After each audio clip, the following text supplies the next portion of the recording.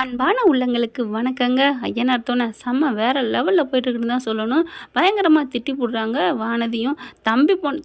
தம்பி பொண்டாட்டியாக வரப்போகிறவளும் நல்லா இருக்கணும்னு தான் போய் பேசுகிறாங்க நிலாவும் சோழனும். ரொம்ப திட்டுறதுனால இங்கே பார்த்தா பாண்டியன்ட்ட போட்டு கொடுத்து எப்படி உடனே வந்து பேச போச்சுன்னு ரொம்ப பேசுது இந்த பிள்ளை. அதான் ஆகாதுன்னு தெரிஞ்சு போச்சு. அப்புறம் என்ன போட்டு கொடுக்குற வேலை? இந்த போட்டு கொடுக்குறது சில லேடிஸ் இருப்பாங்க. அதில் வானதி ஒருத்தின் தான் வீட்டுக்கு வந்து துள்ளுறாரு, தாம் தூம்னு குதிக்கிறாரு. அப்போ நம்ம தலைவி சும்மா விடுவாங்களா என்ன? சோழனுக்காக பாஞ்சு பண்ணுறாங்க.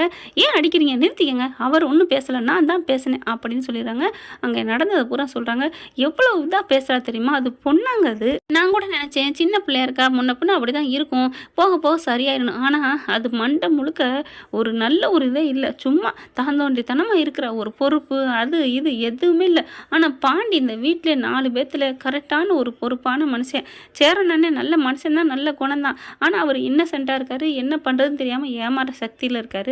பல்லவன் அவன் சின்ன பையன். ஏன் புருஷன் சொல்லவே தேவையில்லை, பொய் ஃப்ராடு பித்தலாட்டம் டுபாக்குரு வேலை எல்லாம் பண்ணும் அப்படின்னு நிலா சொல்லல. அடி பாவி அப்படின்னு பார்க்குறாரு. அதுக்கப்புறம் ஆனால் அந்த வீட்டில் பொறுப்பாக இருக்கிறது பாண்டி மட்டும்தான். அந்த பாண்டிக்கு இப்படி ஒரு பொண்ணை கல்யாணம் பண்ணி வச்சா பாண்டி வாழ்க்கை தான் வீணாக போகும். பாண்டி, நான் தப்பாக சொல்கிறேன்னு நினைக்காத. நீ ஒன்று எல்லாத்தையும் தியாகம் பண்ணுறத நினச்சா பண்ணு, இல்லை அந்த புள்ள வேணான்னு நினைக்கிதா அதோட விட்டுரு, உன் வாழ்க்கை நல்லாயிருக்கும் அப்படின்னு நிலா சொல்லிட்டு அங்கிட்டு போகிறாங்க. அது கரெக்டாக இல்லைன்னு கமெண்ட்ஸில் சொல்லுங்கள் ஃப்ரெண்ட்ஸ். கூடவே ஒரு லைக்கை தட்டி சப்ஸ்கிரைப் பண்ணி நம்ம சேனலுக்கு ஒரு ஆதரவு கொடுத்துருங்க ஃப்ரெண்ட்ஸ். இப்போ எல்லோரும் பார்த்தா சோழன் கோச்சிட்டு அங்கிட்டு போயிடுறாரு. சேரன் வந்து பாண்டியை பிடிச்சி திட்டுறாரு. ஏன்டா அப்படி அவனை அடிச்ச? பாவண்டா, நீ நல்லா இருக்கணும் தானே நினைக்கிறான் அப்படின்னு சொல்ல பல்லவனு அதே தான் சொல்கிறாங்க. இங்கே நடேசன் வர்றாரு. சே இந்த வீட்டில் எல்லாருமே ஏதாவது தப்பாக முடிவெடுக்கிறது, அதுக்கப்புறம் ஃபீல் பண்ணுறது என்னங்கடா நீங்கள் அப்படின்னு சொல்ல பாண்டி என்ன பண்ணுறாரு, சோலான்னு போகிறாங்க. ரூம்குள்ளே போய் கோவமாக சோகமாக போடா இங்கேண்ட வந்த அப்படின்னு உட்காந்துக்கிட்டு திரும்பிக்கிறாரு. டே விடுறா, நான் தம்பி தானே, அவள் தான் நான் ரொம்ப பேசினா, ரொம்ப திட்டுனாடா, அவ்வளோ பேசுனாடா. அவளை பற்றி தெரியலடா. அப்பா சாமி, நீ நல்லா இருக்கணும்னா அந்த பிள்ளைய விட்டுறா. நான் வந்து அப்படி இப்படிலாம் பூசி மொழியெல்லாம் சொல்ல மாட்டேன்டா, வச்சுக்கோ வாழ்ந்துக்கோ அப்படின்லாம் எனக்கெல்லாம் ஸ்ட்ரைட் ஃபார்வர்டாக தான் சொல்லுவேன். உனக்கே தெரியும் நிலா எப்பேற்பட்டவ, எப்பேற்பட்ட குடும்பத்துலேருந்து வந்திருக்கான்னு. அந்த கோணம் மனம் இத்தனைக்கு நான் ஒரிஜினலாக தாலி கட்டி மனசார கூட கூட்டிகிட்டு வந்து வாழ வைக்கலடா. வெறும் டுபாக்கூர் கல்யாணம், அதாவது உன் ஆள் சொல்கிற மாதிரி ஃபேக் கல்யாணம். அப்படி இருந்துமே அவள் எவ்வளோ அழகாக அந்த குடும்பத்தில் நடந்துக்கிறா. அப்படி அந்த வீட்டை பார்த்து அவங்க அண்ணி வந்துச்சு, ஒரு பச்சை தண்ணி குடிக்கலடா, மூக்கை பொத்திட்டு ஓடிச்சு இந்த வீட்டை கேவலமாக பார்த்துட்டு.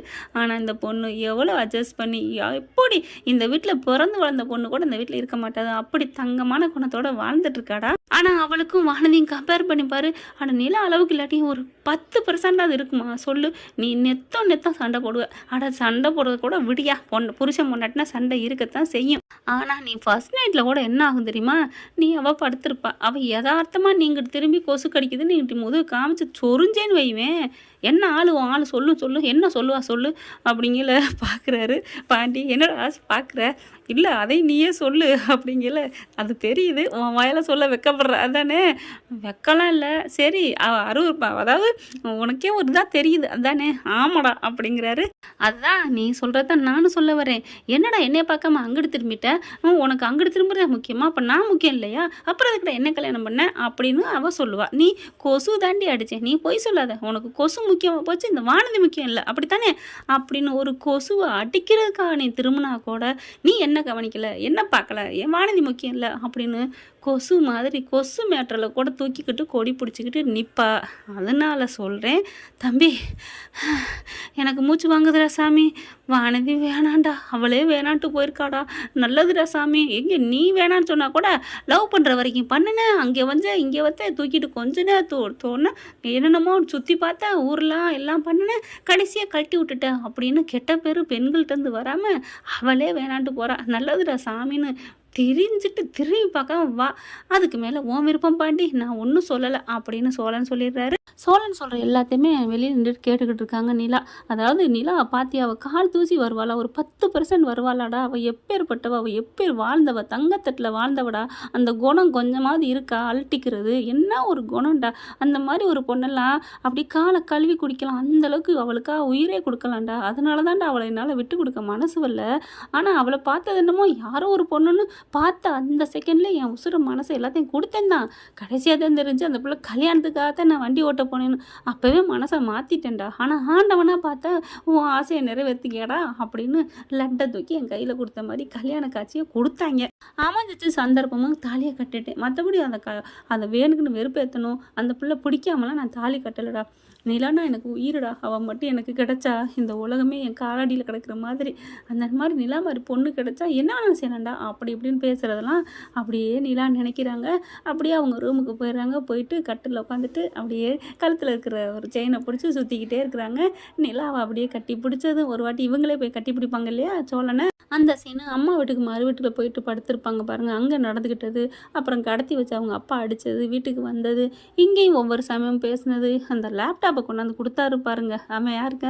அவன் ஓனரு, பழைய ஓனரு. அவன் முன்னாடி எல்லாத்தையுமே நினச்சி பார்த்துட்டு சிரிக்கிறாங்க வெக்கப்பட்டுக்கிட்டு. சோழன் ஐ லவ் யூடா அப்படின்னு சொல்ல வெளியில் கேட்டுருது. என்ன சோழன் ஐ லவ் யூடான்னு கேட்குது அப்படின்னு சொல்லிட்டு அப்படியே எட்டி பார்க்குறாரு நம்ம தலைவர்.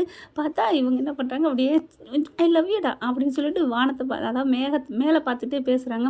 விட்டத்தை பார்த்துட்டு ஹலோ என்ன அப்படிங்கிற டக்குன்னு பார்த்துட்டு திரும்பிட்டு ஐயோ கேட்டுருப்பானோ அப்படின்ட்டு ஒன்றும் இல்லையே அப்படின்னு சொல்ல ஹலோ ஹலோ ஹலோ இப்போ நீங்கள் என்னமோ சொன்னீங்க சோழா ஐ லவ் யூன்னு சொன்னீங்க, அதான் தெரியுது இல்லை, அப்புறம் என்ன சொன்னேன்னு அடி பாவி எல்லாம் தெரிஞ்சிருந்து ஒன்றுமே தெரியாத மாதிரி நடிக்கிறியா அப்படி சொல்லிட்டு சொன்னதானே ஐ லவ் யூ சொன்னதானே? ஆமாம் சொன்னேன். இப்போ என்ன ஐயோ என் பொண்டாட்டி நான் ஐ லவ் யூ சொல்லிட்டேன். ஹலோ உன்னை பார்த்து ஐ லவ் சொன்னேன் அப்படின்னு சொல்ல என்னங்க என்ன பார்த்து சொல்லலைன்னா அதுதான் உன்னை பார்த்து ஐ லவ் சொல்லலைன்னு சொல்லிட்டேன்ல, அப்புறம் நீ இங்கே ரொம்ப பேசிகிட்டு இருக்க, வெளில போடா அப்படின்னு சொல்ல வெளியில் போடா நீ வா போ, என்ன ஒன்றும் புரியலையே நிலா அப்படின்னு சொல்ல நீ படமெல்லாம் பார்த்துருக்கலேன்னு நினைக்கிறேன்.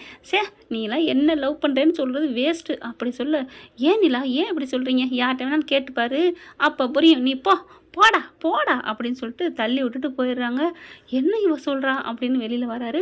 யார்கிட்ட கேட்கலாம், பல்லவன் அவன் தான் லவ்வில் எக்ஸ்பீரியன்ட் அப்படின்னு சொல்லிட்டு பல்லவா இங்கே வா அப்படின்னு சொல்லி கூட்டி போகிறாரு. என்னென்ன இவ என்ன உன் அண்ணி என்னென்ன பண்ணா தெரியுமா, என்ன பண்ணா அப்படின்னு நடந்ததை பூரா சொல்ல இப்போ இதில் என்னடா அர்த்தம் அப்படிங்கல. ஐயோ அண்ணே நீ என்னண்ணே கூறுகட்ட குக்கராக இருக்க, என்னடா சொல்கிற, அண்ணி உன்னை தான் லவ் பண்ணுறாங்க அதை தான் சொல்லிட்டு போகிறாங்க. இல்லையாடா நான் எப்படா சொன்னேன், போடா வாடான்னு திட்டிட்டு போயிருக்காடா. இது நாள் வரைக்கும் உன்னை என்னென்ன பேசியிருக்காங்க, வாங்க சோழன் போங்க சோழன், என்னைக்காவது வாடா போடான்னு சொல்லியிருக்காங்களா, சொல்லலை. இன்னைக்கு வாடா போடா சோழா அப்படிலாம் சொல்கிறாங்களே அப்படின்னா என்னடா அர்த்தம், என்ன அர்த்தம், லவ் பண்ணி உரிமை இருந்தால் தான் ஒருமையில் பேசுவாங்க. என்னடா பல்லவா சொல்கிற, இது கூட தெரில, இவ ஒரு பெரிய டாவடிக்கிறாரா ரோமியோவா, போட நீயும் இதுவும் அப்படின்னு பல்லவன் திட்ட. அப்போ ஒருமையில் பேசுனது எல்லாம் லவ் இருக்கிறதுனால தான்டா, போடா அப்படின்னு சொல்லிட்டு பல்லவன் போயிடுறாரு. உடனே சோழனுக்கு சந்தோஷம் தாங்கலை. அப்போ நம்மளை விரும்பிட்டா அப்படின்னு சொல்லிட்டு நிலா என்ன விரும்பிட்டா அப்படின்னு அவ்வளோ சந்தோஷப்படுறாருங்க. எப்போ வருவான்னு சொல்லி வெளியே வெயிட் பண்ணிக்கிட்டே இருக்காரு. அங்கேருந்து நிலா வந்தாலும் ஓடி போய் கட்டி பிடிச்சிடுறாரு. என்னாச்சு, ஒன்றை நான் விட மாட்டேன் நிலா. ஐயோ எப்படிங்க ஒரு பொண்ணை பார்த்து இப்படிலாம் நீங்கள் கட்டி பிடிக்கிறீங்க, இதெல்லாம் தப்பு, டூ மச், கையை விடுங்க அப்படின்னு நிலா கத்தாரம்பிங்க. ஹலோ அட்டங்குங்க, நீங்கள் என்ன ஐ லவ் சொல்லிட்டீங்க. ஹலோ நான் சொல்லவே இல்லை, நீங்கள் சொல்லனாலும் சொன்னதுக்கு அர்த்தம் தான் போடா சோழா வாடா சோழன்னு சொன்னது. அப்படியா அப்படின்னு எப்படி தெரியும் உங்களுக்கு, அதெல்லாம் நான் ஆளுக்கிட்ட கேட்டு தெரிஞ்சுக்கிட்டோம்ல எப்படி அப்படிங்கிற பல்லவனை பார்க்குறாங்க. இது கூட டேரெக்டாக தெரில, நீங்களாம் என்னடா மனுஷன் அப்படின்னு அடிக்க போகிறாங்க. அப்படியே இருக்க கையை பிடிக்கிறாரு. கையை பிடிச்சோன்னே நம்ம ஆள் அப்படியே தலையை கவுந்துருதுங்க. அவ்வளோதான் மார்போடு சாஞ்சிக்கிறாங்க. அவ்வளோ ஒரு சந்தோஷப்படுறாங்க பல்லவனும்.